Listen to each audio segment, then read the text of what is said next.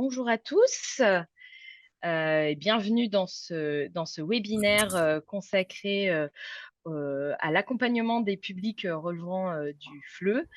Merci d'être avec nous ce matin.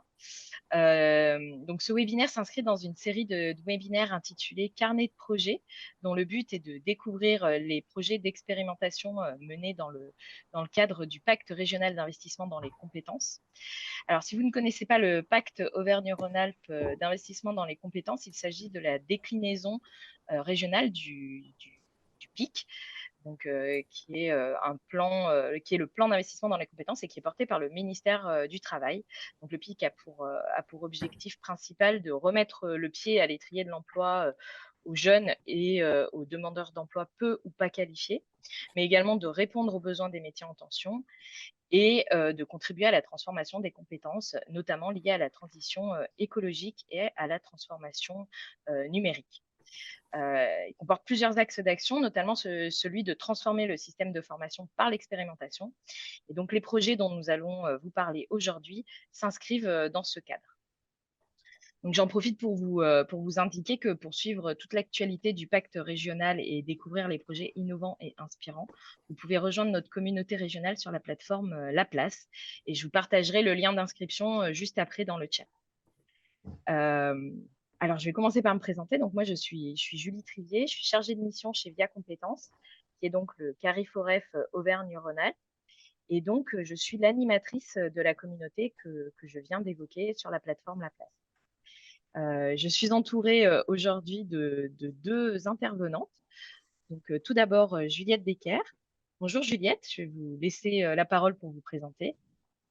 Bonjour Julie, bonjour à tous, bonjour à toutes.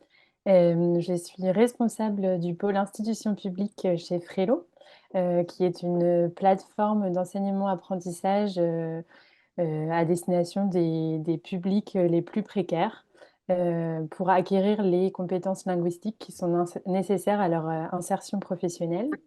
Et moi, je suis plus particulièrement en charge de tous les projets qui dépendent de financement public et j'assure les relations institutionnelles chez Frelon.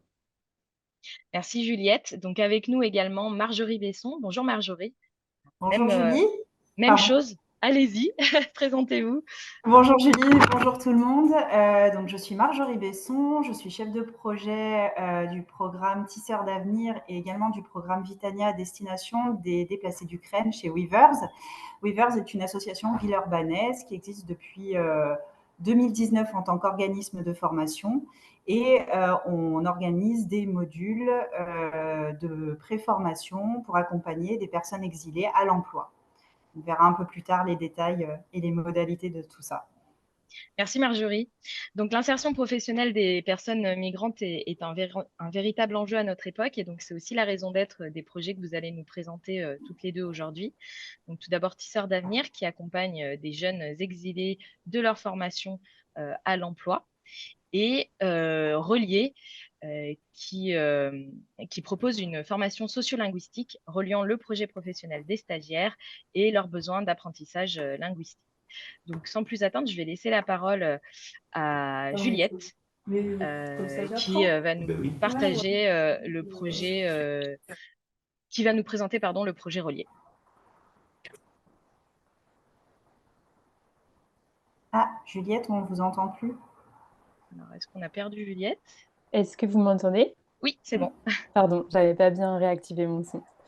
Donc le projet Relier, il est né du constat que traditionnellement, les formations linguistiques des demandeurs d'emploi exilés, elles s'articulent autour d'un objectif de niveau. Donc vous avez peut-être déjà entendu parler de niveau A1, niveau A2, B1, etc. Ce sont les niveaux linguistiques qu'on utilise comme référence au niveau européen. Et c'est en général ce que visent les actions de formation linguistique à destination des personnes exilées. Le problème, c'est que cet objectif de niveau, il est souvent décorrélé du projet professionnel individuel du stagiaire et donc des compétences transverses qu'il devrait acquérir pour réaliser son projet professionnel. Du coup, le projet Relier, il avait vraiment pour ambition de bousculer ça, ce paradigme, en proposant une méthodologie de formation dans laquelle la transformation pédagogique alliée à l'innovation technologique permettent de mieux relier ces besoins linguistiques des bénéficiaires à leur projet professionnel, justement, et donc de davantage décloisonner les pédagogies. Alors, comment on a fait ça? En fait, on est parti de la trame d'une action de formation DELF classique, donc les actions qui préparent aux certifications de FLE, de français langue étrangère, mais on l'a fait évoluer en appliquant la méthodologie reliée qui s'appuie sur d'abord l'intégration d'un éventail d'outils numériques. Donc, premièrement, il y avait un test de positionnement qui était réalisé sur notre plateforme numérique, qui consiste vraiment en une évaluation assez précise du niveau linguistique de chaque bénéficiaire et qui donnait un résultat détaillé par compétence. Et du coup, ce test combiné à un diagnostic professionnel qui, là, était plutôt effectué lors d'un entretien en face à face avec les formateurs, ça a permis aux équipes pédagogiques de vraiment adapter le parcours des stagiaires à leurs besoins, en connaissant précisément les compétences de départ des stagiaires, tant d'un point de vue linguistique que vis-à-vis des savoir-être professionnels qui seraient nécessaires d'acquérir pour mener à bien leur projet pro. Ensuite, il y a aussi de nouveaux contenus d'apprentissage qui ont été conçus spécialement pour l'action.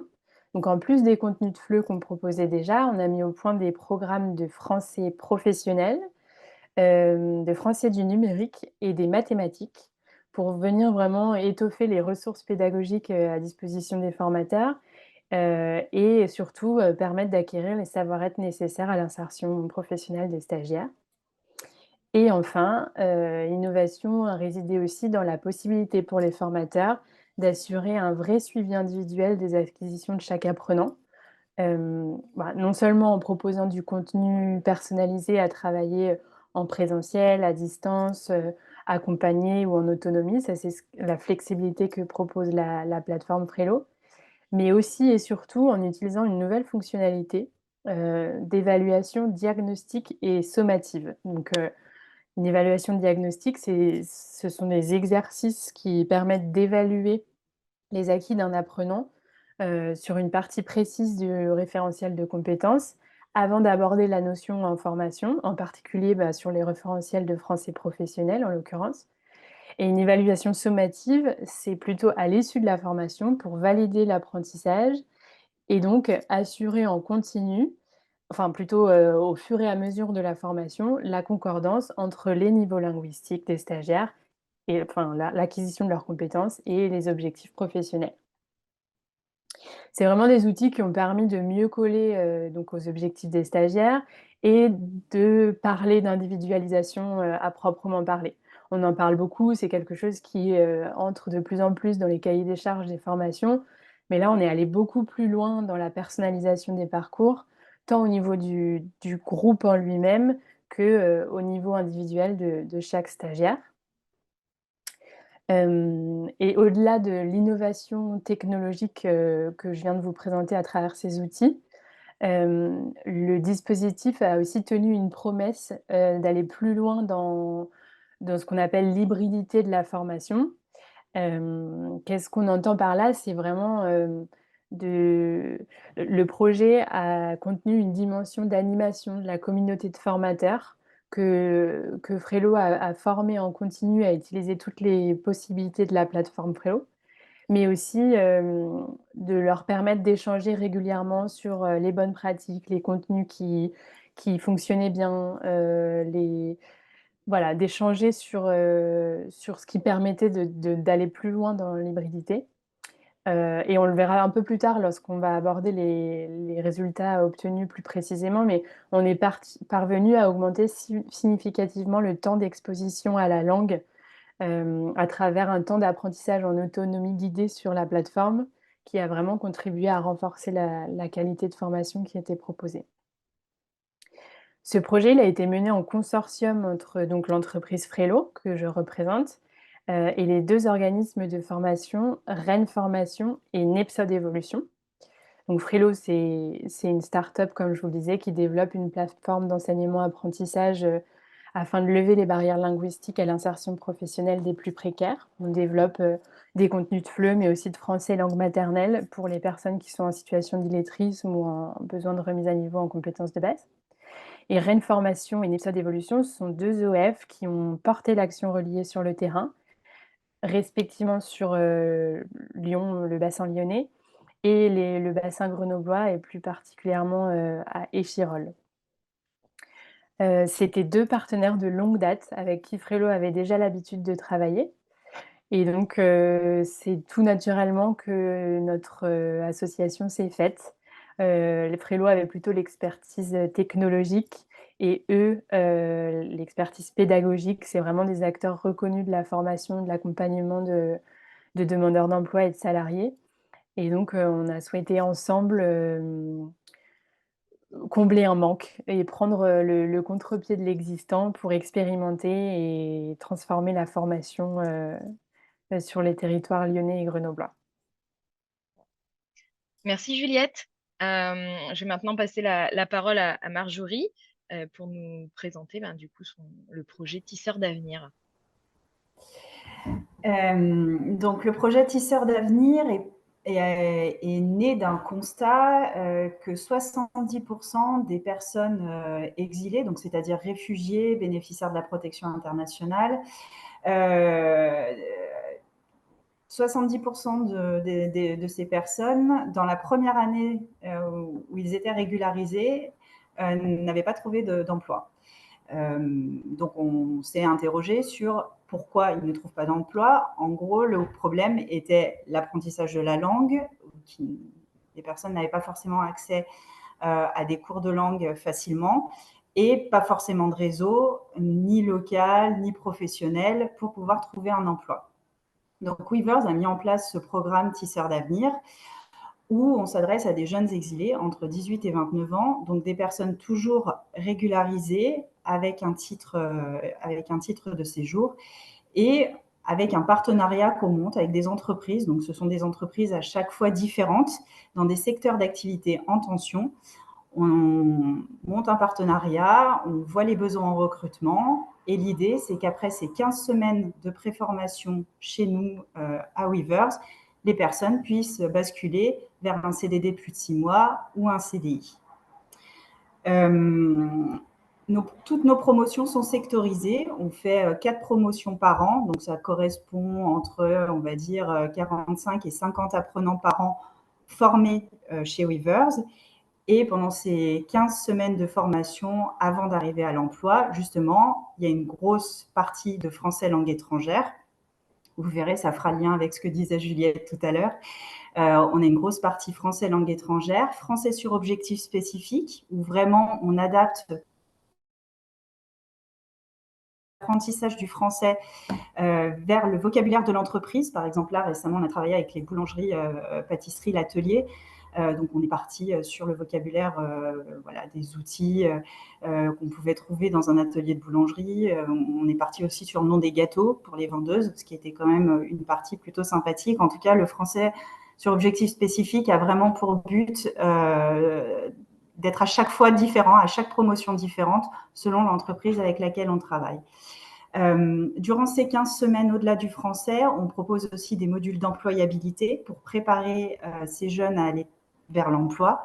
Donc, c'est à la fois qu'est-ce qu'un CDD, qu'est-ce qu'un CDI, qu'est-ce qu'un contrat de travail, qu'est-ce qu'une période d'essai, connaître ses droits, ses devoirs, et aussi voir tous les savoir-être liés au monde du travail, ce qu'on peut attendre d'eux, en tout cas ce qu'on attend d'eux en France, dans une entreprise.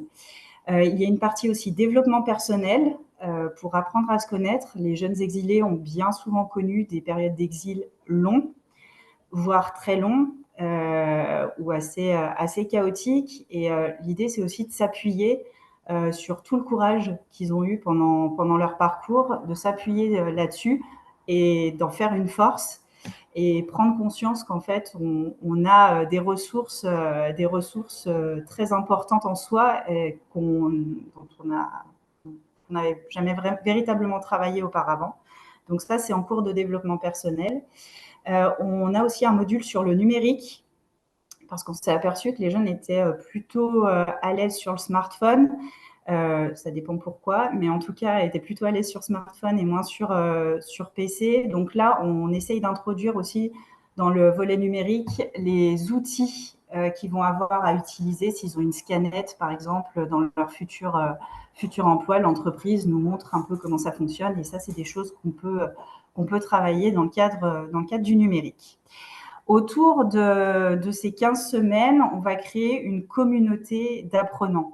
On n'est pas seulement, on n'a pas seulement une classe, entre guillemets, même si je déteste ce terme, mais en tout cas, on n'est pas seulement une formation, on vient à son cours, on part. Non, on essaye vraiment de créer du lien entre les apprenants, entre les promotions, avec nos anciens apprenants, pour que finalement, il y a un réseau qui se crée et que ce soit le début de quelque chose, puisqu'aujourd'hui, tout le monde le sait autour de ce webinaire, sans réseau, malheureusement, quand on voit la part du marché caché en France, du marché du travail caché en France, on ne peut pas faire sans.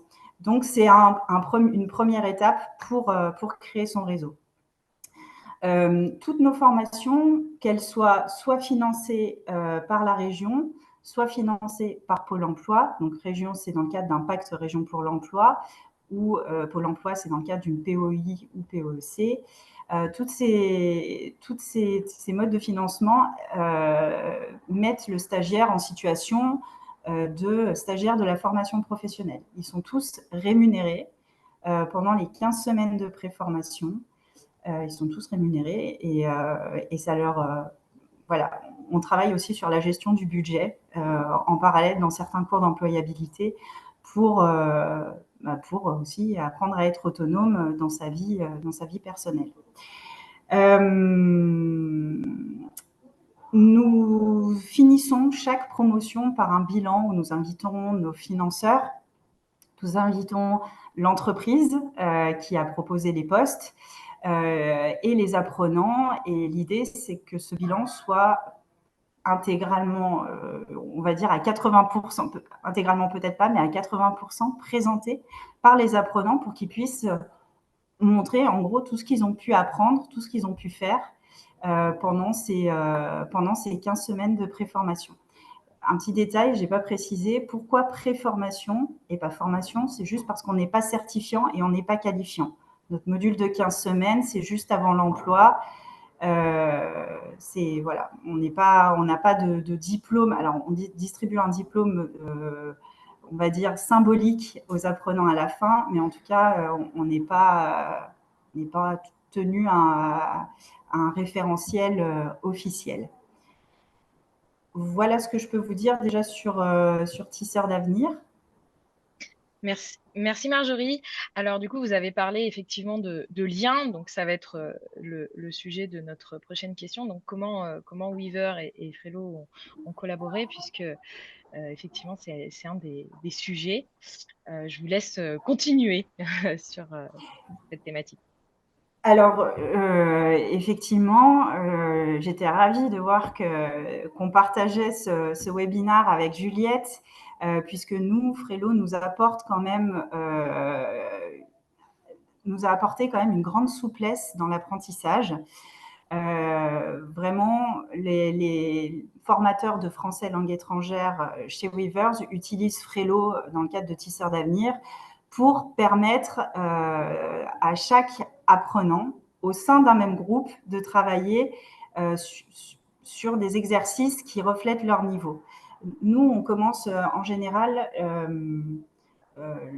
Tisseurs d'avenir, les apprenants commencent avec un niveau A1. Je ne sais pas si ça peut vous parler. En tout cas, c'est un niveau, on va dire, grand débutant.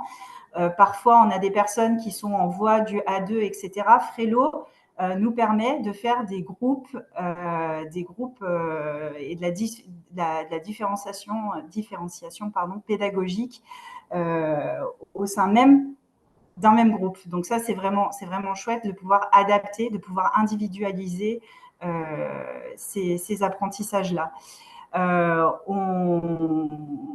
Vraiment, l'enseignante, enfin la formatrice utilise cette plateforme pour revoir aussi des exercices ou des points de grammaire qui n'auraient pas été compris Ça lui permet aussi de passer plus de temps avec une partie de la classe, de faire des petits groupes où elle aura besoin de plus intervenir, et pour éviter que les autres ne s'ennuient ou papotent, parce qu'on a quand même des jeunes de 18 à 29 ans et qui sont quand même jeunes parfois dans leur tête.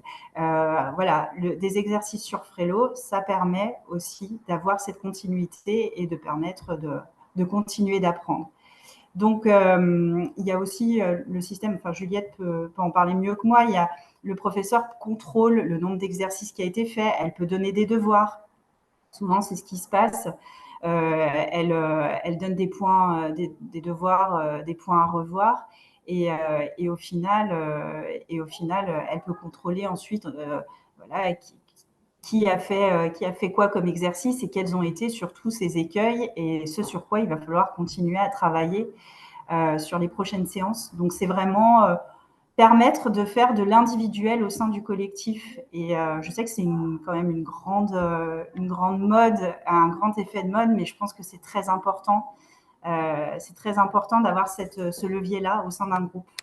Parce que bon, les groupes sont assez hétérogènes, donc un outil très utile. Merci Marjorie. On va laisser Juliette compléter. Bien sûr. Avec plaisir. Effectivement, Marjorie l'a très très bien décrit. C'est toute la promesse de Frello qu'on a essayé aussi de mettre en œuvre sur le projet relayé. On ne fait rien sans s'assurer d'une co-construction avec nos partenaires, en développant vraiment les partenariats avec les organismes de formation qui nous utilisent. Nous, on fournit les outils, on fournit notre cœur de métier, c'est la conception pédagogique numérique. Les organismes de formation ont l'expertise terrain, la connaissance de l'accompagnement des publics, la formation. Donc sur Relier, ça s'est traduit comment? Par la co-construction déjà du référentiel de compétences de français professionnel et de mathématiques et du numérique. Mais aussi des tests de positionnement et des évaluations diagnostiques et sommatives que je vous décrivais tout à l'heure, dans leur contenu, dans leur durée, dans la façon dont on allait les utiliser, à quel moment, dans quel temps de formation on allait les valoriser. C'est vraiment main dans la main avec les partenaires qu'on a imaginé ce parcours qui ferait qu'on allait se détacher d'un simple niveau de langue et qu'on allait décloisonner les pédagogies et adapter les parcours de formation aux projets professionnels. Et c'est ce qui a donné ce parcours type d'un test de positionnement, des entretiens professionnels, les évaluations en continu qui font le point sur les acquisitions en cours d'apprentissage et en fin de parcours. Et tout ça complémenté par des ateliers socio-professionnels, d'élaboration du CV, de rencontre des entreprises, de connaissance du monde du travail, etc. Donc il y avait vraiment un travail de complémentarité entre les acteurs. La deuxième chose, c'est qu'on travaille par itération. Donc on fait d'abord une analyse des besoins, on développe la fonctionnalité avec les contenus adaptés en fonction de l'analyse et ensuite on fait tester aux partenaires et on améliore en continu. C'est vraiment un principe de base chez Frello. On enrichit nos contenus, on les met à jour pour qu'ils soient vraiment toujours au plus proche du besoin et qui collent avec ce que nous font remonter les organismes sur le terrain. Et enfin, et là pour vraiment rejoindre ce que disait Marjorie, il y a une partie aussi formation des équipes pédagogiques et accompagnement des organismes de formation. Comme je vous le disais, hein, les équipes pédagogiques sont expertes dans l'accompagnement, dans la dynamisation de parcours, mais elles manquent souvent cruellement de moyens, de temps, d'outils, de ressources pour gérer correctement l'hétérogénéité des apprenants qui est pourtant caractéristique des groupes de français de langue étrangère. Donc, c'est là que va intervenir ce besoin d'individualisation, du fait de la multiplicité des parcours de vie, du niveau de français initial, des aspirations professionnelles des apprenants. Les formateurs éprouvent des difficultés à apporter un suivi et un soutien vraiment individualisé à chacun d'entre eux. Donc ce que va proposer Frello, c'est d'utiliser toutes les possibilités de la plateforme à différents temps de l'apprentissage et de la formation. Ça peut être ce qu'on appelle en classe inversée, c'est-à-dire avant un temps en présentiel pour préparer ce qui serait abordé en groupe, ensuite en formation. Et ensuite, c'est ce que décrivait très bien Marjorie, on peut soit didactiser les contenus Frello pour les utiliser comme un support de cours, pour générer la discussion, la participation orale, les interactions entre les apprenants, ou pour faire ce qu'on appelle de la différenciation en classe, en créant justement des petits sous-groupes qui travaillent sur différents contenus en fonction des niveaux, des besoins, et en favorisant toujours l'entraide entre des apprenants qui n'ont pas forcément le même niveau. Et bien sûr, le dernier usage, c'est aussi après le temps de formation, pour renforcer ce qui a été vu, ou bien même pour remédier à des lacunes qui auraient pu être constatées par le formateur. Et donc ça, évidemment, ce sont des choses qu'on transmet aux équipes pédagogiques lorsqu'on leur met Frello entre les mains. On ne met pas seulement à disposition un outil, mais un accompagnement, un suivi. Et c'est ce qu'on fait avec Weverse sur Tisseurs d'avenir. C'est ce qu'on a essayé de faire en allant encore plus loin avec les formateurs de Relier pour que justement, on ne subisse pas cette mode de l'individualisation et du digital à tout crin, mais qu'on l'intègre de manière pertinente et que ça a une vraie valeur ajoutée, que ça augmente la qualité des formations et que ce ne soit pas au détriment du temps et de l'énergie, que ce soit des formateurs comme des apprenants. Merci Juliette. Et du coup, je viens de mettre dans le chat le lien vers la vidéo des apprenants du programme Tisseurs d'avenir qui témoignent de leur utilisation de Frello. Alors, je vais vous laisser continuer sur le sujet suivant, c'est-à-dire le bénéfice de votre projet, donc du projet Relié pour vous et du projet Tisseurs d'avenir après pour Marjorie, sur vos stagiaires. Alors sur Relier, évidemment, on a eu beaucoup de résultats que je présenterai un petit peu plus tard, qui sont liés au succès de la formation qui a été menée à bien, correctement. Mais là, ce que j'avais vraiment envie de mettre en valeur, c'était, l'impact, de la méthodologie Relier, de l'innovation pédagogique, sur les stagiaires. Et donc là, j'ai essayé vraiment de vous mettre en avant, ce qui a été remonté directement par les bénéficiaires, et notamment, par exemple, sur les contenus de français professionnel et tous les contenus qui ont été spécifiquement conçus pour l'action Relier. On constate qu'il y a vraiment un engouement autour de tout ce qui a permis d'être plus opérationnel et de s'insérer plus facilement. Donc, rédiger un CV, une lettre de motivation, prendre des rendez-vous, savoir parler de son projet professionnel et de ses aspirations. Et puis aussi des choses très pragmatiques comme comprendre un itinéraire, savoir se déplacer, arriver à l'heure, etc. Et donc d'avoir pu lever des freins qui sont périphériques à l'accès à l'emploi, comme évidemment améliorer son français, ça c'est heureusement on va dire que ça a été cité par tous les stagiaires, mais au-delà de ça, de stabiliser sa situation financière. On le verra ensuite dans le taux de sortie après la formation reliée qui était très bon avec des retours vers l'emploi, la formation qualifiante ou des stages. Et même d'améliorer aussi sa situation familiale.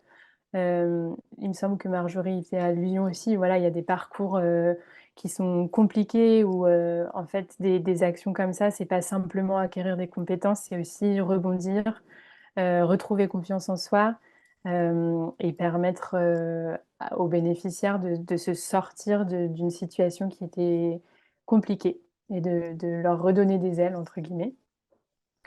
Il y avait aussi cette dimension de créer du lien entre les apprenants et d'avoir une dimension sociale beaucoup plus appuyée que dans n'importe quelle autre formation de FLE classique. Et c'est donc près de 80% des apprenants qui déclarent que cette l'animation d'une communauté qui continue de vivre après la formation, ça les aide à poursuivre leur parcours.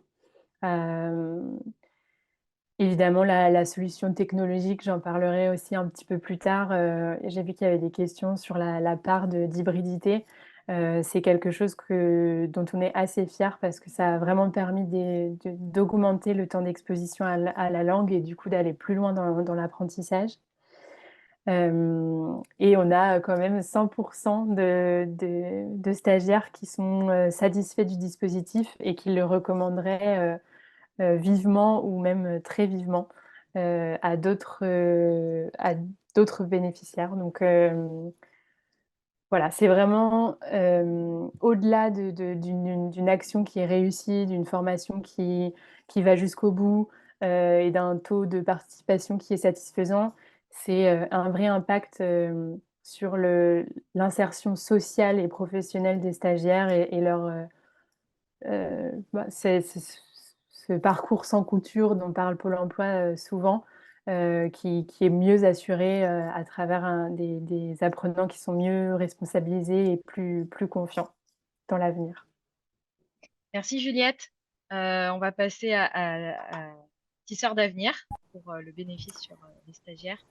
Oui, donc les bénéfices sur les stagiaires sont finalement assez similaires au projet relié, même si voilà, nos groupes de jeunes apprenants sur Tisseurs d'avenir viennent de toutes les nationalités différentes. Donc, on a vraiment un bénéfice de cette pluriethnicité, multiculturalité. En tout cas, on récupère les bénéfices de tout ça, puisque de toute façon, ils sont obligés de parler en français. Donc, forcément, déjà, de fait, ils améliorent le français rien qu'en discutant entre eux, mais également, ça leur permet de créer du lien entre eux, comme je disais tout à l'heure. Et ça, on a clairement pu le mesurer, on le mesure tous les jours. On a des groupes WhatsApp par promotion. Et ce qui est très intéressant à voir, c'est que les groupes WhatsApp continuent d'exister au-delà de la promotion. Donc, les jeunes continuent à être dans l'échange et à échanger entre eux. Autre point positif, forcément, le bénéfice, c'est l'apprentissage du français, puisque sur tous nos apprenants passés par la case Weavers, on en a 85% qui s'estiment aujourd'hui suffisamment armés pour parler français, en tout cas, qui estiment avoir le bagage nécessaire. Alors, on n'est pas sûr ensuite, on ne passe pas d'un A1 à un B2 en 15 semaines, ce serait faux de vous dire ça, mais en tout cas, au niveau du ressenti des apprenants, on a pu mesurer via nos différents indicateurs d'impact que eux, enfin 85%, se sentaient avaient les compétences nécessaires pour mener des conversations simples et aller vers l'emploi. Donc, en tout cas, la barrière de la langue est levée. On a aussi une prise de confiance en soi.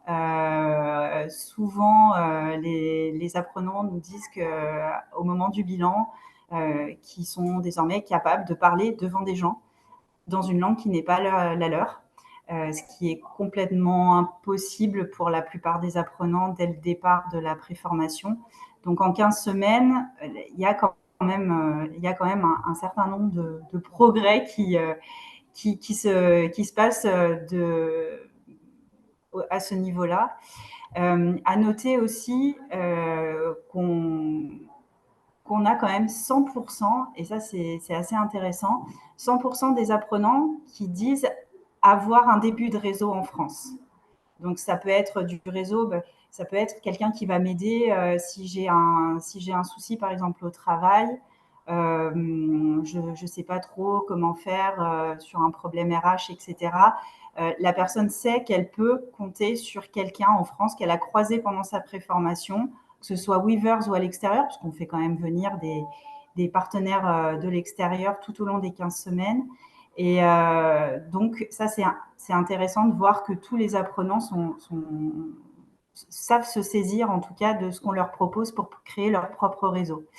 On travaille aussi, comme je vous l'ai dit, autour du numérique. Donc, à l'issue de la préformation, il y a 95% des apprenants qui sont outillés, en tout cas, soit smartphone, soit PC, pour pouvoir avoir accès et pour pouvoir faire des démarches.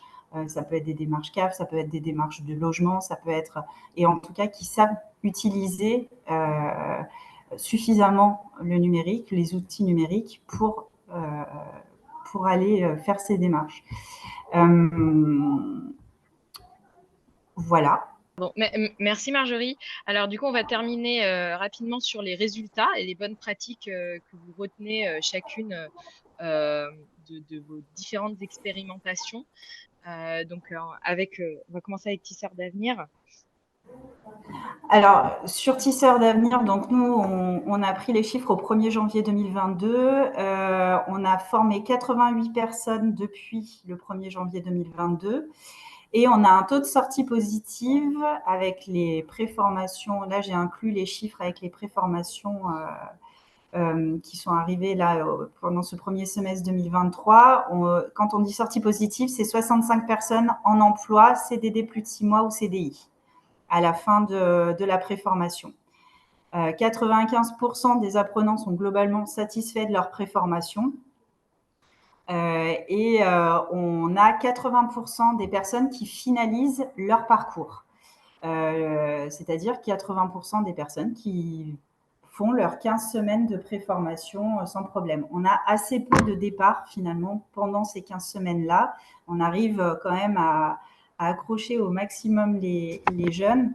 À noter qu'on a un CIP dans l'équipe, donc Maxime Berger, donc conseiller d'insertion professionnelle, qui est là essentiellement, enfin qui est là tout au long de la préformation, pendant ces 15 semaines auprès des apprenants, et qui travaille avec les apprenants qui n'ont pas de suite de parcours, soit parce que ça ne l'a pas fait au niveau de l'entreprise, parce que l'entreprise a vu que la personne n'était pas prête pour aller travailler, soit parce que la personne elle-même s'est dit erreur de casting, en fait je ne veux pas faire ça toute ma vie, c'est pas un secteur qui me plaît, je pensais que ça allait me plaire mais ça me plaît pas, donc je veux me réorienter sur autre chose. Et donc notre CIP est là justement pour les accompagner, alors pas pendant 6 ans mais en tout cas pendant au moins 6 mois après la préformation, de façon régulière sur les suites de parcours pour accompagner à trouver un autre emploi ou à trouver une autre formation. Merci Marjorie. Même question pour, du coup, pour vous, Juliette, sur le projet Relier. Alors, je me rends compte que j'ai même pas mis les dates, mais les 181 stagiaires qui ont été formés, c'est entre avril 2022 et juin 2023. Avec même chose, enfin des formations qui duraient 10 à 12 semaines en moyenne.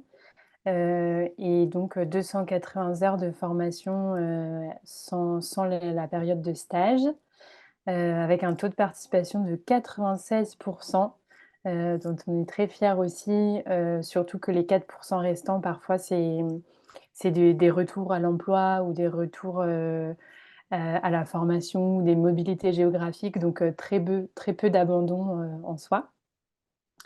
Donc une formation qui correspond vraiment aux besoins des apprenants. Je le disais tout à l'heure très rapidement, un temps d'exposition à la langue qui a été considérablement augmenté parce qu'on avait prévu plutôt 10% d'apprentissage sur l'outil numérique. Et en fait, plutôt que d'avoir passé une trentaine d'heures sur l'outil Frilo, c'est 67 heures qu'ils ont passé en moyenne à travailler. Donc une quarantaine d'heures supplémentaires en autonomie, soit dans les locaux des organismes de formation, sur le matériel disponible, soit à la maison, dans les transports, sur leur portable, et cetera. Donc finalement, ces niveaux de langue ont été atteints, mais pas, enfin de manière périphérique, avec une envie de travailler et des outils adéquats. Et c'est 75% de nos stagiaires qui sont à 3 mois après le dispositif, qui sont soit en emploi, soit en formation qualifiante, soit en alternance. Donc des résultats qui sont là aussi un petit peu plus hauts que des formations, de FLE classiques. Merci Juliette. Alors on va passer, aux questions. On en a reçu pas mal, dans le chat, tout au long du webinaire. Donc on va pas pouvoir répondre à tout, je pense, mais on va en sélectionner quelques-unes.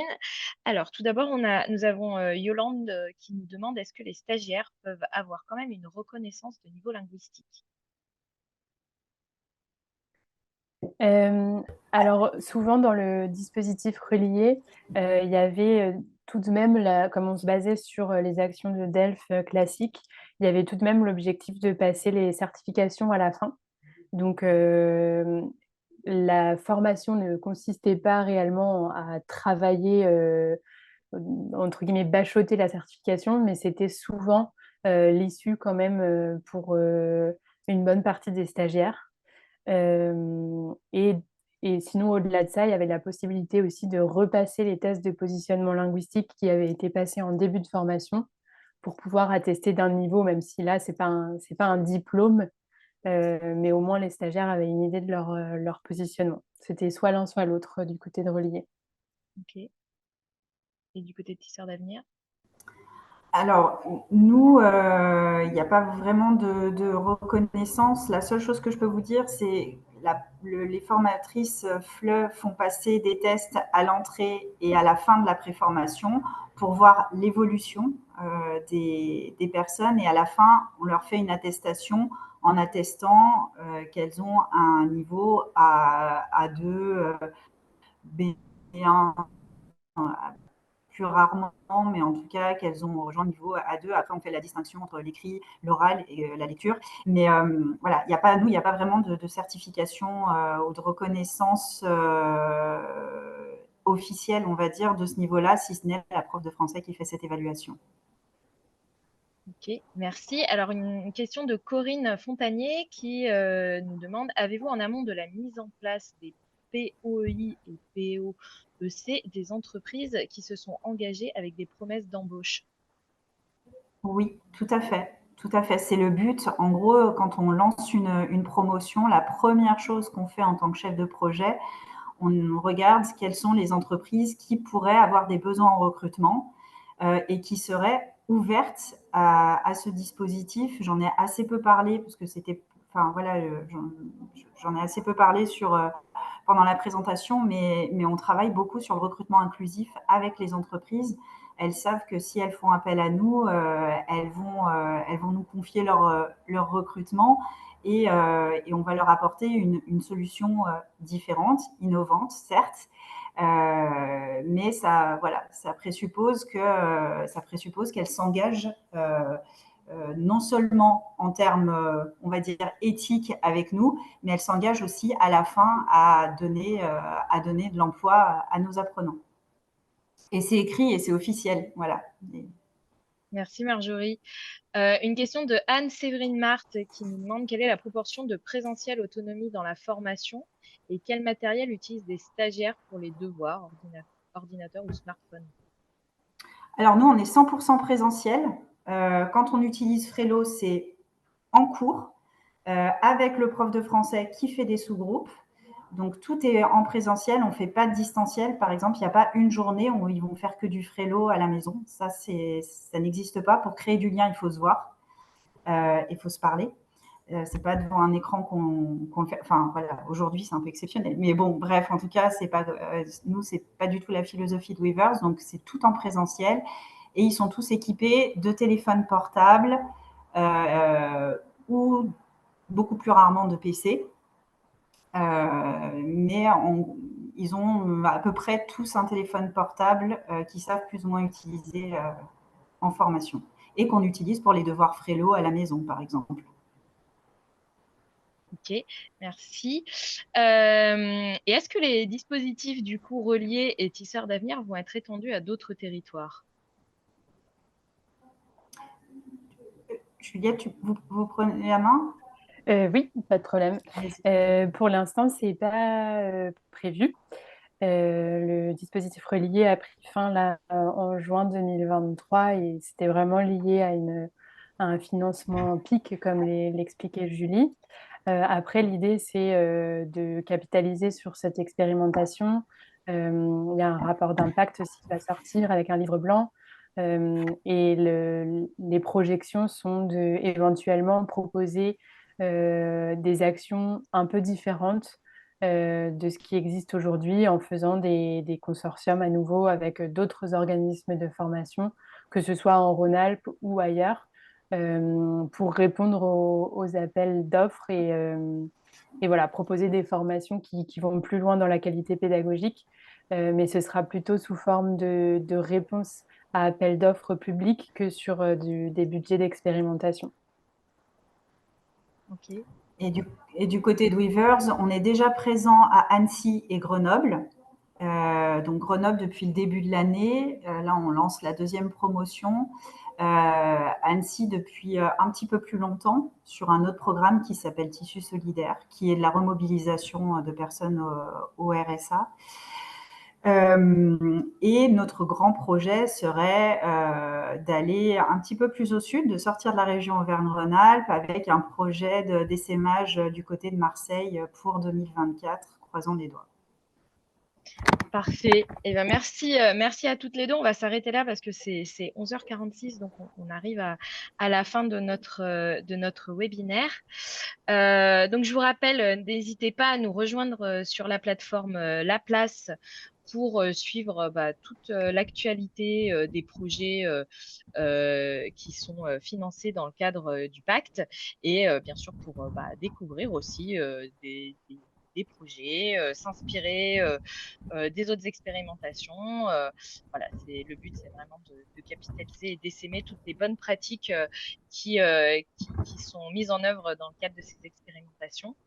Et pour terminer, je voulais simplement parler du prochain webinaire que nous organisons dans le cadre des carnets de projet, qui s'intitule Remobiliser par l'entrepreneuriat, les exemples du parcours SAFE et du projet Assiette.